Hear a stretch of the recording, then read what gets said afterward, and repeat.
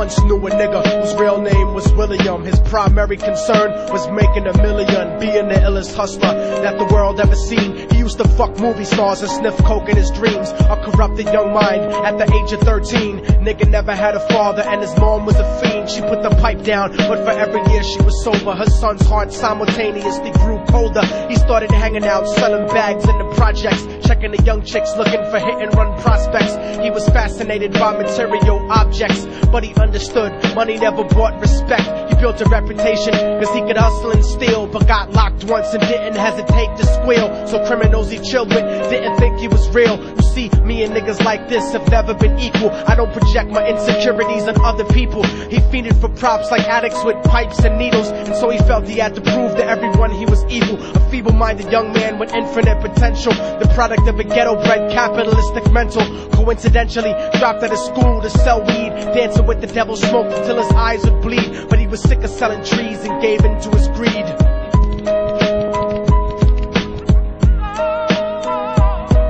Everyone trying to be tripe never faced the consequences. You probably only did a month for minor offenses. Ask a nigga doing life if he had another chance. But then again, there's always the wicked that knew in advance. Dance forever with the devil on a cold cell block. But that's what happens when you rape, murder, and sell rock. Devils used to be gods, angels that fell from the top. There's no diversity because we're burning in the melting pot.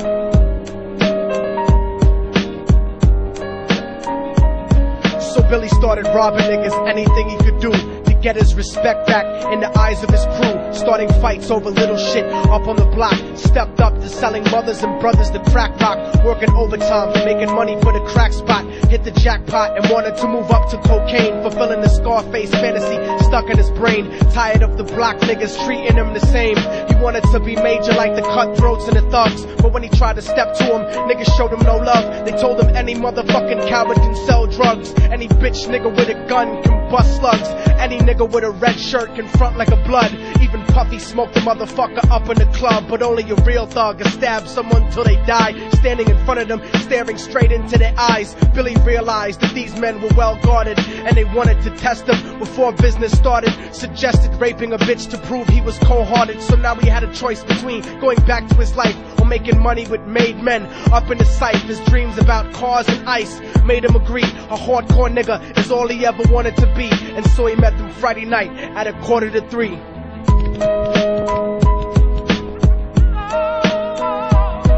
Everyone trying to be tripe never faced the consequences. You probably only did a month for minor offenses. Ask a nigga doing life if he had another chance. But then again, there's always the wicked that knew in advance. Dance forever with the devil on a cold cell block. But that's what happens when you rape, murder, and sell rock. Devils used to be gods, angels that fell from the top. There's no diversity because we're burning in the melting pot.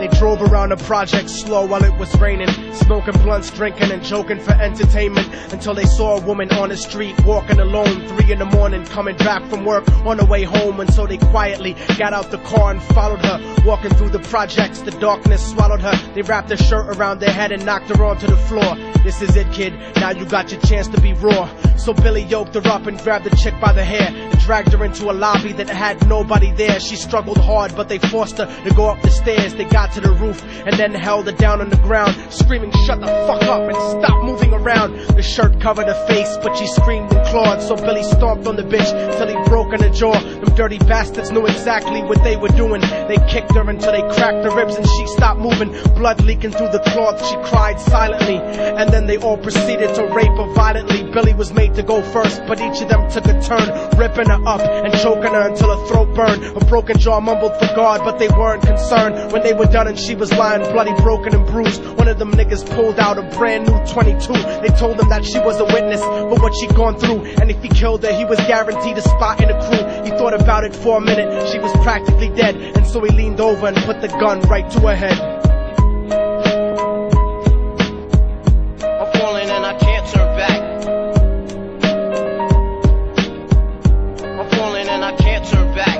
right before he pulled the trigger and ended a life. He thought about the cocaine with the platinum and ice, and he felt strong standing along with his new brothers, cocked the gat to a head and pulled back the shirt cover. But what he saw made him start to cringe and stutter, cause he was staring into the eyes of his own mother. She looked back at him and cried cause he had forsaken her. She cried more painfully, and when they were raping her, his whole world stopped. He couldn't even contemplate. His corruption had successfully changed his fate, and he remembered how his mom used to come home late, working hard for nothing, cause now what was he worth? He turned away from the woman that had once given him birth, and crying out to the sky cause he was lonely and scared. But only the devil responded cause God wasn't there, and right then he knew what it was to be empty and cold. And so he jumped off the roof and died with no soul. They say death takes you to a better place, but I doubt it. After that they killed his mother and never spoke about it. And listen, cause the story that I'm telling is true, cause I was there with Billy Jacobs and I raped his mom too. And now the devil follows me everywhere that I go. In fact, I'm sure he's standing among one of you at my shows, in every street cipher listening to little thugs flow. He could be standing right next to you and you wouldn't know. The devil grows inside the hearts of the selfish and wicked.